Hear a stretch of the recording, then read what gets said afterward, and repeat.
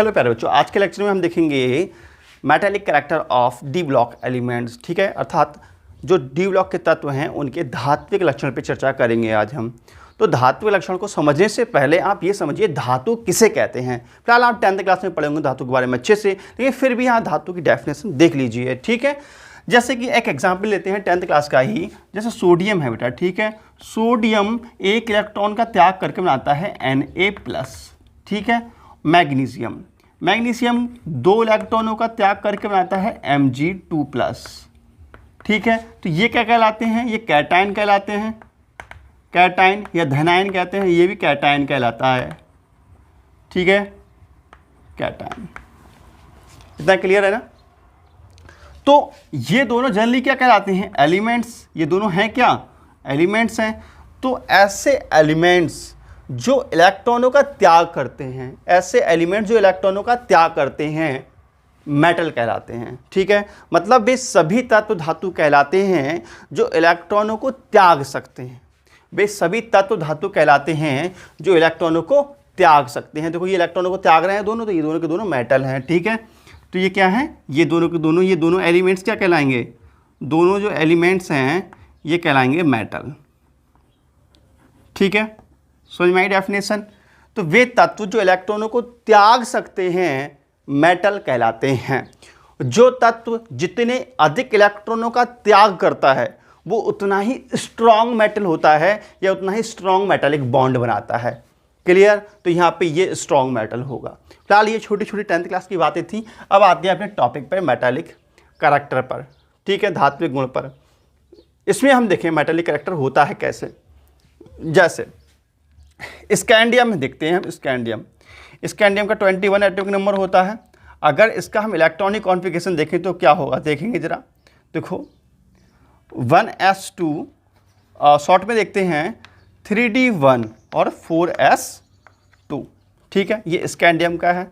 उसके बाद लास्ट में आता है जिंक का 30 एटॉमिक नंबर होता है। उसका इलेक्ट्रॉनिक कॉन्फ़िगरेशन होगा 3d10 4s2। क्लियर? तो यहाँ से क्या है, जो स्कैंडियम है वो देखो इसके बाह्य कोश में कितने इलेक्ट्रॉन हैं? 2 इलेक्ट्रॉन हैं। तो ये 2 इलेक्ट्रॉनों को आसानी से त्याग सकता है ना?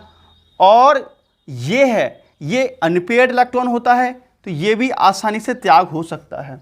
तो कुल मिलाकर के जो स्कैंडियम है ये 3 इलेक्ट्रॉनों को त्याग करके यहाँ Sc3+ बना सकता है। ठीक है, तो स्कैंडियम यहाँ 3 इलेक्ट्रॉनों का त्याग कर रहा है।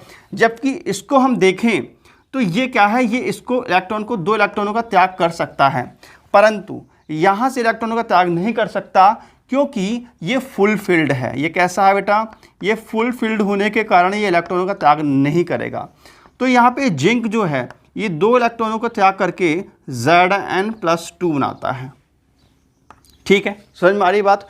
तो स्ट्रॉन्ग बॉन्ड कौन सा होगा, मतलब स्ट्रॉन्ग कौन सा होगा? स्कैंडियम मेटालिक बॉन्ड स्ट्रॉन्ग होगा, मतलब ये वाला मेटालिक बॉन्ड स्ट्रॉन्ग होगा या ये वाला? सीधी सी बात है, ये स्ट्रॉन्ग होगा। ठीक है, ये कैसा होगा? ये स्ट्रॉन्ग मेटालिक बॉन्ड बनाएगा, स्ट्रॉन्ग मेटालिक बॉन्ड बनाएगा। ठीक है, और इसकी कंपेयरिंग में ये कैसा बनाएगा बेटा? वीक मेटालिक बॉन्ड बनाएगा। क्लियर, समझ में आ रहा है आप लोगों के? ठीक है, तो सीधी सी बात यह है कि जो डी ब्लॉक एलिमेंट्स हैं वे इलेक्ट्रॉन त्यागने का गुण रखते हैं, इसी कारण वे सभी के सभी मेटल कहलाते हैं। ठीक है, और इनके वैलेंस शेल में अधिक इलेक्ट्रॉन होने के कारण ये स्ट्रॉन्ग मेटालिक बॉन्ड का फॉर्मेशन करते हैं। ठीक है, तो इन चीज़ों को हम नोट करेंगे। तो हम लिखेंगे, इस चीज़ को आप नोट कर लें और नीचे इसके लिखेंगे हम कि डी ब्लॉक एलिमेंट्स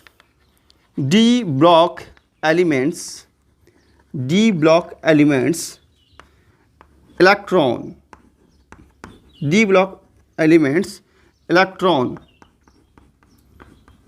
त्यागने का गुण रखते हैं।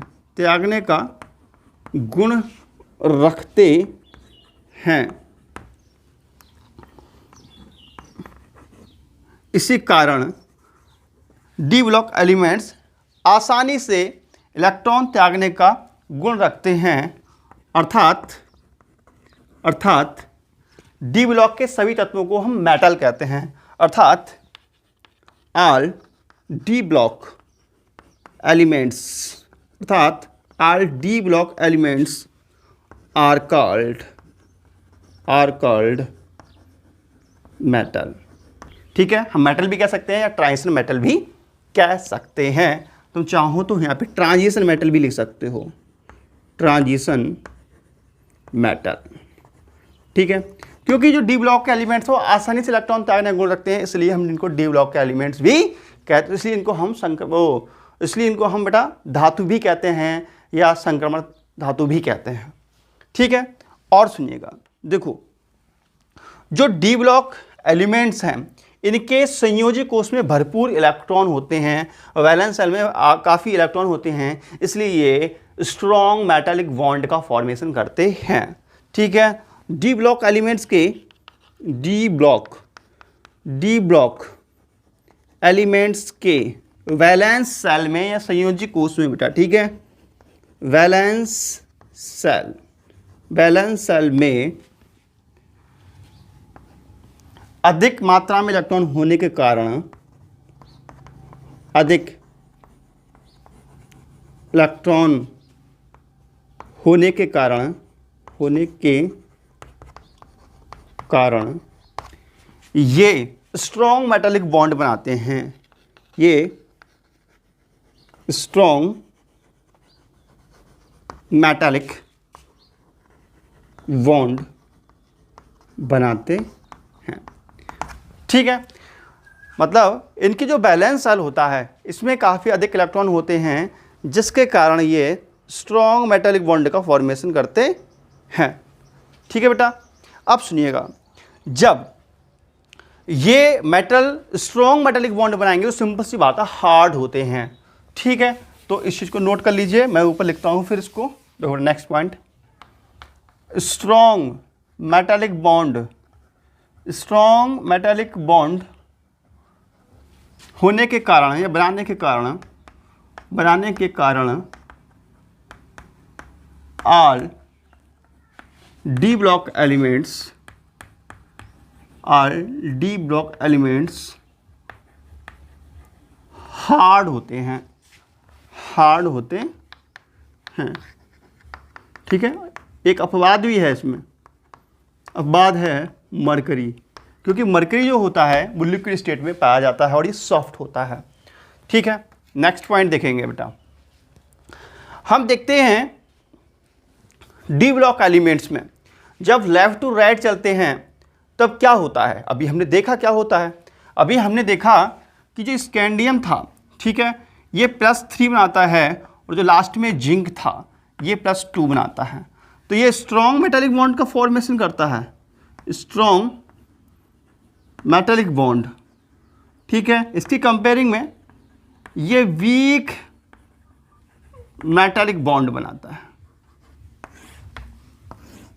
क्लियर समझ में आ रहा है? बिल्कुल ठीक है, तो हम कह सकते हैं पीरियोडिक टेबल में लेफ्ट टू राइट चलने पर जो मेटालिक बॉन्ड की प्रॉपर्टी होती है वो डिक्रीज होती है, अर्थात मेटालिक बॉन्ड की जो पावर है वो घटती है या मेटालिक कैरेक्टर घटता है।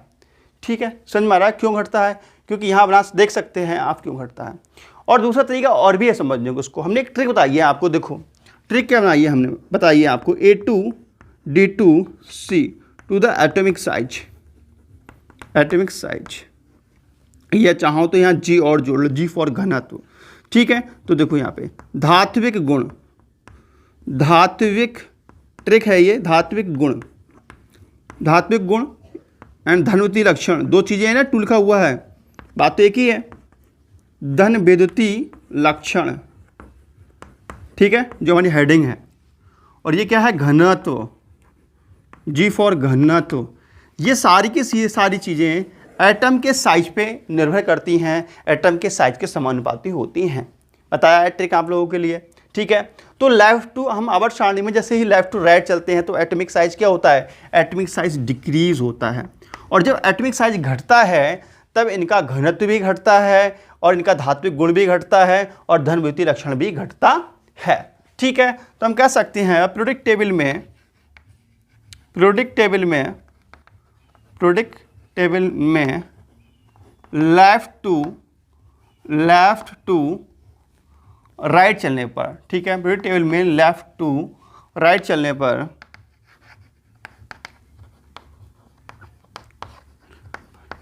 मेटालिक करैक्टर, मतलब धात्विक गुण, ठीक है बेटा, मेटालिक करैक्टर एंड घनत्व भी लिख सकते हो, ठीक है, मेटालिक करैक्टर एंड डायनेस्टी घटती है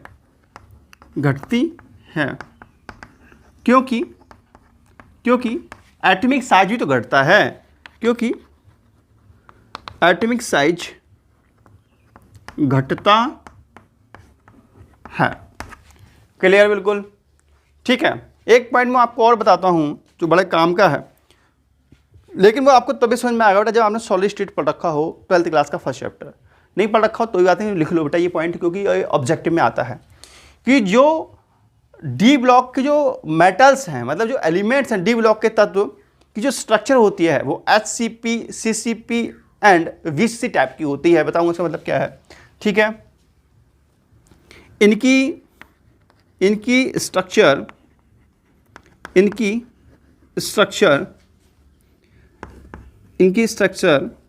HCP, CCP and VCC type की होती है, ठीक है।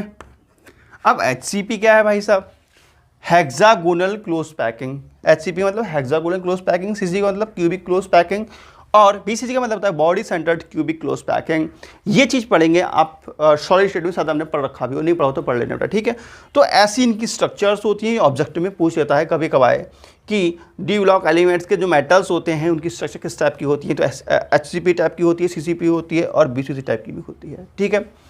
तो वीडियो अच्छे कर दीजिए, लाइक कर सकते, कमेंट। तो मिलते हैं कल नेक्स्ट वीडियो में। तो नमस्कार, जय हिंद, वंदे मातरम, बाय बेटा।